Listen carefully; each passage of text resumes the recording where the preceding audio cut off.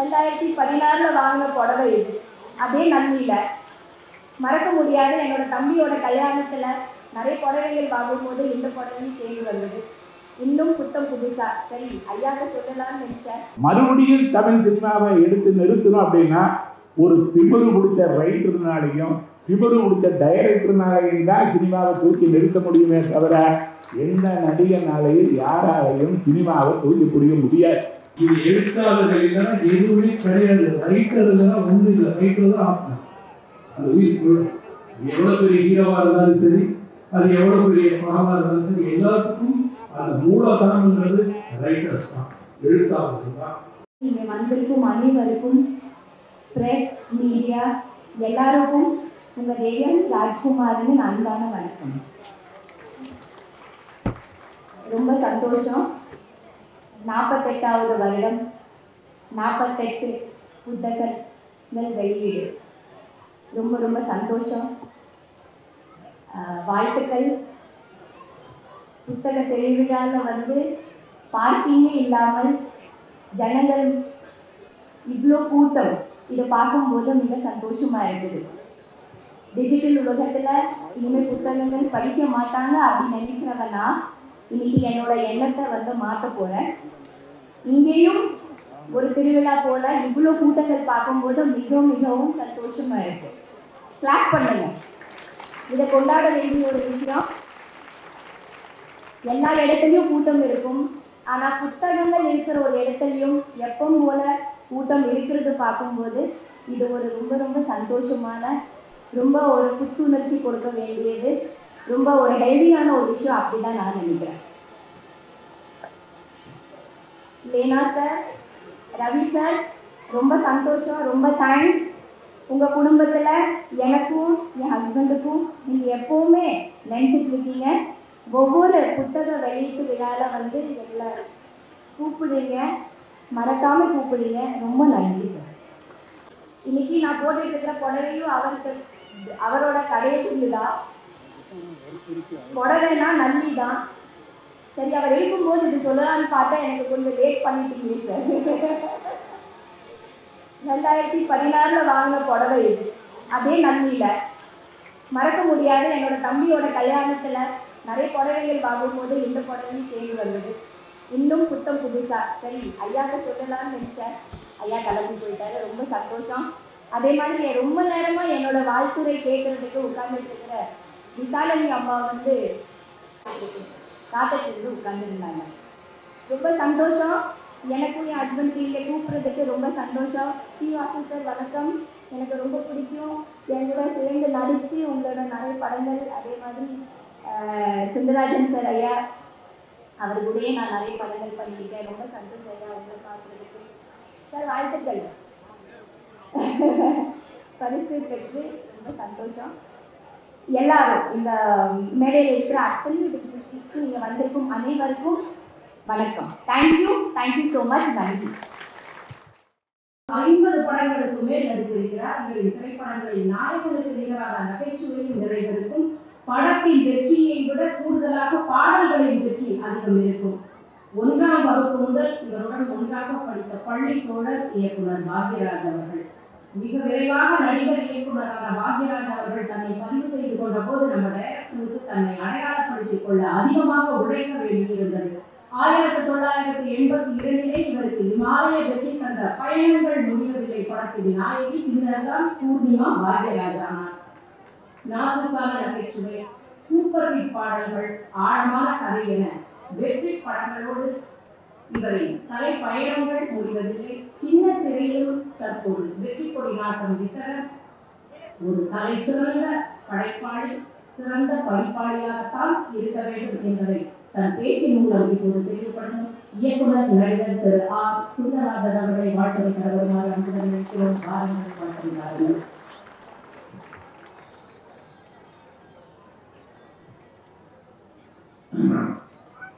எல்லாருக்கும் வணக்கம். டைரக்ட் பண்ணா படம் ரிலீஸ் ஆகிற வரைக்கும் என்ன டென்ஷன் இருக்கோ அந்த மாதிரி இந்த மேடையில் பேசுன்னு மேடைக்கு வந்து நிற்கிற வரைக்கும் நம்ம பேசுறது அங்கே இருக்கும்போது நல்லா பேசியிருக்கோம். இங்கே வந்து நின்ன உடனே என்ன பேசுறதுங்கிறது ஒரு மைக்கெல்லாம் நான் அட்ஜஸ்ட் பண்ணிக்கிறான். இல்ல என்ன புஸ்தகத்துக்கு எப்படி மரியாதை இருக்குதுங்கிறதுக்கு ஒரு இப்போ இந்த கூட்டத்தை பார்த்தல உள்ள வர முடியலைங்க. ஃபங்க்ஷனுக்கு கூப்பிட்டாங்க, வர்றோம். அங்கே புறப்பட்டு வரும்போது இந்த இடத்தை கடந்து இந்த இடத்துல காலம் நிறுத்தி உள்ள வர்றதுக்கு 3/4 மணி நேரம் ஆச்சு. இப்போ இந்த அளவுக்கு புஸ்தகத்தை நேசிக்கிறாங்க. ஆனால் வெளியே தெரியல. இப்போ முதலெல்லாம் சில்வர் ஜூபிலி என்னுடைய படம் ஒரு 575 நாள் முதல் படம் ஓடிச்சு, வாசு படம் ஓடிச்சு, வருஷ கணக்கில் ஓடிச்சு. இது எல்லாமே கணக்கு இருந்தாலும் சந்திரமுகி அந்த படத்தையும் தாண்டி ஓடி இருந்தாலும் எங்களுக்கெல்லாம் நாங்கள் நாடகம் நடத்தும் போது அந்த நாடகத்தை பார்க்கறதுக்கு ஒரு 1000 பேர் வருவாங்க. அந்த 1000 பேர் ரசித்து பார்க்குறவங்க கை தட்டுறாங்க, சிரிக்கிறாங்க. இது நாடகமாக இருந்தால் 1000 பேர் பார்க்குறாங்க. இதுவே சினிமாவாக இருந்தால் 1,00,000 பேருக்கு மேலே பார்ப்பாங்க. அப்படிங்கிறதுக்காக இந்த சினிமாவை தேடி வந்தோம். சினிமாவை தேடி வந்ததில் என்னன்னா, சென்னைக்கு வந்துட்டோம். சென்னைக்கு வந்து 45 வருஷம் ஆச்சு. 45 வருஷமாக இந்த சென்னையை பிடிக்கல. 45 வருஷமாகவும் பிடிக்கல. இருந்தாலும் இந்த சினிமா ஏன் இங்கே சென்னையில் இருக்காங்கன்னா, சினிமா சென்னையில் இருக்கு, சினிமா மெட்ராஸில் இருக்கிறதுனால நாங்கள் இங்கே தேடி வரோம். இப்போ எங்கள் படத்தை சில்வர் ஜூப்ளி இல்லைடா, இது மதுரையில் இருந்தால் மதுரைக்கு போயிருப்போம், கோயம்புத்தூர் இருந்தால் அங்கேயே நம்ம ஊர்லேயே இருந்திருப்போம், சேலத்தில் இருந்தால் சேலத்துக்கு போயிருப்போம். ஒரு பாஸ் வந்து இங்கே இருக்கிறவர் கோயம்புத்தூரில் சினிமா இருந்தால் அங்கே வந்துருப்பார். யார் சினிமா இல்லைன்னா இந்த மெட்ராஸ் நம்ம அவ்வளோ பெரிய அழகான ஊரை விட்டு இங்கே வந்து இருக்கணுங்கிற அவசியம் கிடையாது. அந்த மாதிரி யாராக இருந்தாலும் அன்னைக்கு புத்தகம் தான் படிக்க முடியும், புத்தகத்தை தான் படிக்கிறது. அதுலேயும் கல்கண்ட ஒரு பெரிய சிறப்பு. இவங்க அண்ணன் தம்பி ஒத்துமையாக இருக்கிறாங்கன்னு சொல்கிறாங்க. சொன்னவர் பாசு சொன்னவர். இவங்க 2 பேரும் அண்ணன் தம்பிங்க ஒத்துமையாக இருக்கிறத பார்க்கும்போது சந்தோஷமாக இருக்குண்ணா. அவங்க வீட்டில் முதல்ல எத்தனை பேர் தெரியுங்களா? சினிமா டைரக்டராக அவங்க வீட்டில் 55 பேருங்க. பாசு வீட்டில் டெய்லி 55 பேர். 55 பேருக்கு சாப்பாடு சாப்பிட்டுக்கலாம். அவனும் சம்பாதிச்சது அவனும் வச்சுக்கலாம். அவங்க அப்பா அப்படி ஒரு சிஸ்டத்தை போட்டாரு. நீங்கள் சாப்பிட்டு அவனவன் சம்பாதிக்கிறதுக்கு அவங்க வச்சு கேட்காத.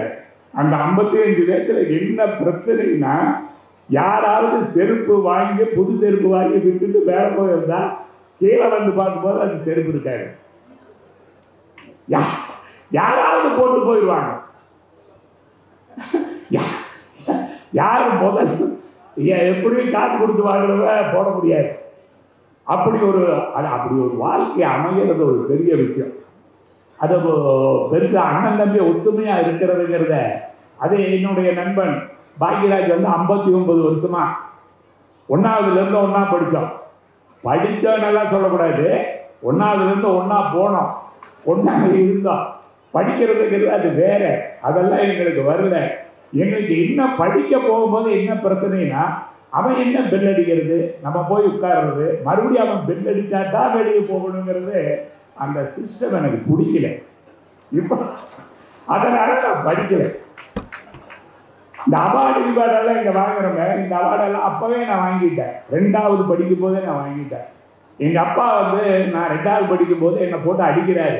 பக்கத்து வீட்டுக்காரர் தடுக்கிறாரு. ஏன் ராமசாமி, எங்கள் அப்பா வேறு ராமசாமி, ஏன் ராமசாமி அவன் பையன் 2ஆவது தான் படிக்கிறான், 7 வயசு தான் ஆகுது, அவனை போய் இந்த அடி அடிக்கிறியா அப்படின்னா, இல்லை முதல் வந்து ஒரு 10 நாள் ஒரு புத்தகத்தை வாங்கி கொடுத்தேன். இவன் படிக்கிறது 2ஆவது படிக்கிறான்னு புத்தகமெல்லாம் வாங்கி கொடுத்தேன். கிளாஸில் எவனோ ஒரு பையன் திருடிட்டு போயிட்டான்னு வந்தான். 10 நாளைக்கு முன்னால் அதே புத்தகத்தை வாங்கி கொடுத்தேன். கிளாஸில் ஒருத்தர் திருடிட்டு போயிட்டான்னு வந்தான். நேற்று அதே புத்தகத்தை வாங்கி கொடுத்தேன். கிளாஸில் ஒரு பையன் திருடிட்டு போயிட்டான்னு வந்து நிற்கிறான், அதனால தான் அடிக்கிறேன்னாரு. உடனே மறுபடியும் அந்த ஆள் தடுத்து சொன்னார், அவன் தான் 7 வயசு ஆகுது, 2ஆவது தான் படிக்கிறான், அவன் தான் புத்தகத்தை எவனோ திருடிட்டு போயிட்டான்னு சொல்கிறாங்க, ஏன் அடிக்கிறீங்க அப்படின்னு. அதே கிளாஸில் படிக்கிற பையன் தான் திருடிட்டு போனான். அவனுக்கு இருக்கிற அறிவு இவனுக்கு ஏன் இல்லைன்னா அவனுக்கே அடி வாங்கினவனாடு. அந்த அடி வாங்கினதுல சினிமாவுக்கு ஓடி வந்தவனாடு. இப்போ வந்ததுக்கு அப்புறம் வந்து கல்விங்கிறது நமக்கு கொடுக்குற அறிவு வேற, கல்வி இல்லாமல் நமக்கு வளர்கிற அறிவுங்கிறது வேற. அந்த அறிவு கற்றலில் கேட்டவே நன்றுனா அந்த விஷயத்தையெல்லாம் கல்கண்டுல நிறைய படிச்சிருக்கிறேன்.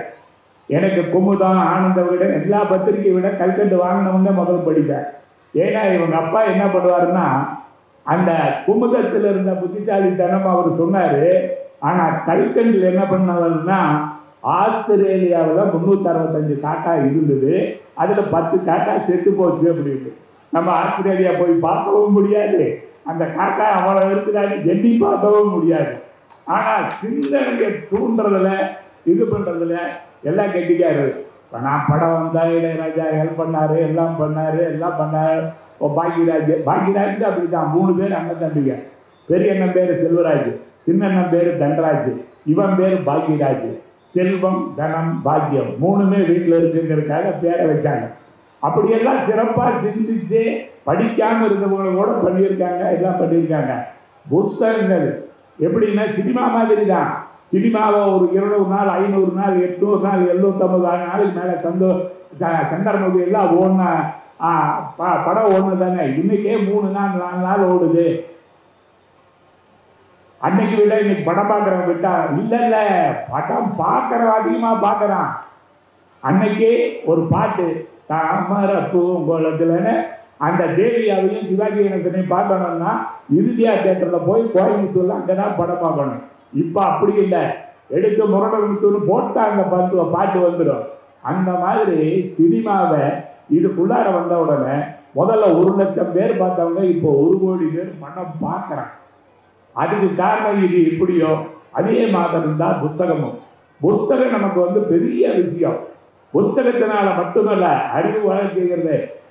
பி வாசு இருக்காரு, நான் பி வாசு, கங்கேமரன் இவங்கெல்லாம் என்னோட படித்தவர் தான் பாக்யராஜ். படித்து வந்தவர் தான் இன்னும் வாடா போடான்னு கூப்பிடுறதுக்கான நண்பர் அவர். அதெல்லாம் ஓடலாம். ஆனால் நான் சினிமாவுக்கு வந்து எனக்கு கதை சொல்ல தெரியாது.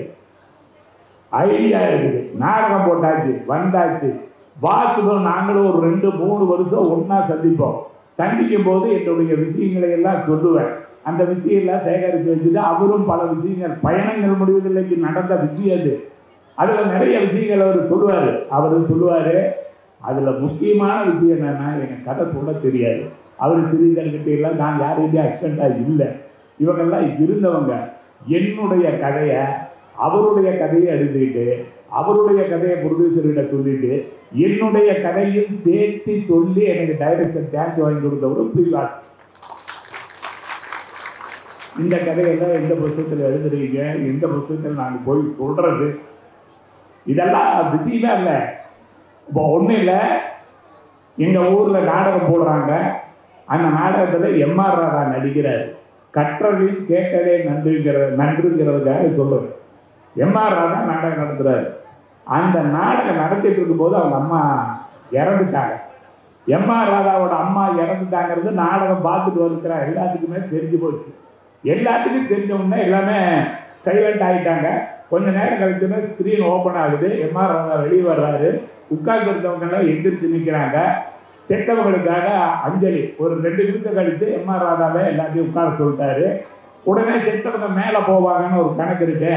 அந்த கணக்கு பிரகாரம் அவர் மேலே பார்த்து, அம்மா நான் நாடகம் நடத்துறதுக்கு எல்லாம் டிக்கெட் வாங்கிட்டு வந்துட்டாங்க, இறந்துட்டேன்னு கேள்விப்பட்டேன். நான் இங்கிருந்து வரணும், 9 மணிக்கு நாடகம் முடிஞ்சிடும். இப்போ பாதிதான் நடந்திருக்கு. 10 மணிக்கு ட்ரெயின். 10 மணிக்கு ட்ரெயின் இருந்தால் காலையில் தான் உங்கள் டெட் பாடியை பார்க்க முடியும். காரில் இங்கிருந்து இப்போவே புறப்பட்டாலும் கூட காலையில் தான் ஒரு டெட் பாடியை பார்க்க முடியும். எல்லாரும் காசு கொடுத்து டிக்கெட் வாங்கிட்டாங்க. அதனால் நான் இந்த நாடகத்தை எப்படியாவது நடத்திடுறேன். ஏன்னா காசு கொடுத்து பார்த்தவங்க திரும்பி போக வேண்டாம் சும்மா. அதனால் நாடகம் நடத்துகிறேன். என்னடா நம்ம பையன் நம்ம செத்துட்டான்னு தெரிஞ்சதுக்கப்புறம் கூட இந்த நாடகத்தை நடத்துறதுல குறிக்கோட இருக்காங்கன்னு என்னை தப்பாக நினைக்காதம்மா. நீ உயிரோடு இருக்கும்போது உன்னை நான் நல்லா பார்த்துக்கிட்டேன். நீ செத்ததில் எனக்கு ஒரே ஒரு வருத்தம் தான். என்னைக்கோ சாக வேண்டிய மாப்போசியெல்லாம் இன்னும் உயிரோடு இருக்கிற, நீ செத்து போய் ஏமாங்கிறது. ஏன்னா அந்த ஒரு வாரத்துக்கு முன்னால்தான் மாப்போசி சொல்றாரு, கதர் சட்டை போட்டவன் தான் இந்தியாக்காரன், கதர் சட்டை போடலன்னா அவனுக்கு தேசப்பற்றே கிடையாதுன்னு. ஒரு அம்மா சாகும் போது கூட, செத்தப்ப கூட அம்மா செத்துட்டாங்க வருத்தம் இருந்தாலும் கூட தான் என்ன நினைச்சோமோ அதை பதிவு பண்ணவர் எம்ஆர் ராதா. அந்த மாதிரி விஷயங்களை எல்லாம் கலெக்ட் பண்ணி நாங்கள் வந்தோம். ஒரு பெரியாரும் எம்ஆர் ராதாவும் ஜெயிலுக்கு போகிறாங்க, 2 பேருமே ஜெயிலுக்கு போகிறாங்க ஜாதி எதிர்ப்பு போராட்டத்துக்காக. உள்ளே போனவர் எம்ஜிஆருக்கு தெரிஞ்ச இவர் எம்ஆர் ராதாவுக்கு தெரிஞ்ச ஒரு ஆள் ஜெயிலில் சொல்கிறாரு, ஐயரேங்கிறாரு. உடனே எம்ஆர் ராதாவை கூப்பிட்டு அவர் சட்டம் போடுறாரு, இந்த மாதிரி இந்த ஜாதி எதிர்ப்பு போராட்டத்துக்காக இங்கே வந்திருக்கிறோம், இங்கே நீங்கள் இப்படி பேரை சொல்லி ஐயரேன்னு கூப்பிடலாமா அப்படின்னா, இல்லை அவங்களும் ஜெயிலில் தான் இருக்கிறாங்கன்னு மற்றவங்கெல்லாம் சேர்த்துக்கிட்டு. அப்போ எத்தனை வருஷத்துக்கு முன்னால அந்த போராட்டம் நடந்துட்டு இருக்கும் போது அந்த மாதிரி ஒரு வார்த்தைகளை சொல்லி பெரியார் கூப்பிட்டு நான் 1000 நாடகங்கள் நடத்த வேண்டியது ஒரே நிமிஷத்தில் மேடையில் சொல்கிறேன் அப்படின்னு. அந்த அளவுக்கு நாங்கள் விஷயங்களை வாசுவாகட்டும் எந்த இயக்குனராக இருந்தாலும் அதுதான் தேவை. எழுத்தாளர் ஒரு எழுத்தாளர் நான் சொல்கிறதே ஒரே விஷயம்தான். ஒரு மறுபடியும் தமிழ் சினிமாவை எடுத்து நிறுத்தணும் அப்படின்னா ஒரு திமிரு பிடிச்ச ரைட்டர்னாலையும் திமிரு பிடிச்ச டைரக்டர்னாலையும் தான் சினிமாவை தூக்கி நிறுத்த முடியுமே தவிர எந்த நடிகனாலையும் யாராலையும் சினிமாவை தூக்கி பிடிக்க முடியாது. அவனுக்கு தான் அந்த திமிரு வரும். இவரு அன்பேவா ரிலீஸு, எம்ஜிஆர் படம் ஏவிஎம் நிறுவனம் ரிலீஸ் பண்ணுறாங்க, KS கோபாலகிருஷ்ணன் ஒரு படத்தை ரிலீஸ் பண்ணுறாரு, ரிலீஸ் பண்ணாதீங்க ஏவிஎம் நிறுவனம் ரிலீஸ் பண்ணுது, அன்பேவா படம் ரிலீஸ் ஆகிட்டு எம்ஜிஆர் நடிச்சிருக்காரு. இது KS கோபாலகிருஷ்ணன் படம் தான். சித்தின்னு ஒரு படத்தை ரிலீஸ் பண்ணுறாரு, ரிலீஸ் பண்ணி அதை விட பெரிய கலெக்ஷனு கேப்டன் பிரபாகரன் ஒரு படம், ட்ரெயின் மட்டும் 15 நாள் ட்ரெயின், அந்த ட்ரெயின் எப்படா பெருசு ட்ரெயின், அப்படா பெரிய ட்ரெயின் விட்டு அவ்வளவு செலவு பண்ணி என்ன பண்ணுறாங்க. அதே நேரத்தில் ரிலீஸ் ஆன படம் தான் இவர் படம் சின்ன தம்பி. ட்ரெயின் எவ்வளவு நேரம், ஒரு 1/2 கிலோமீட்டர் இருக்கு. இவர் ஒரே ஒரு தாலி கயிறில் வேலையை முடிச்சிட்டாரா இல்லையா?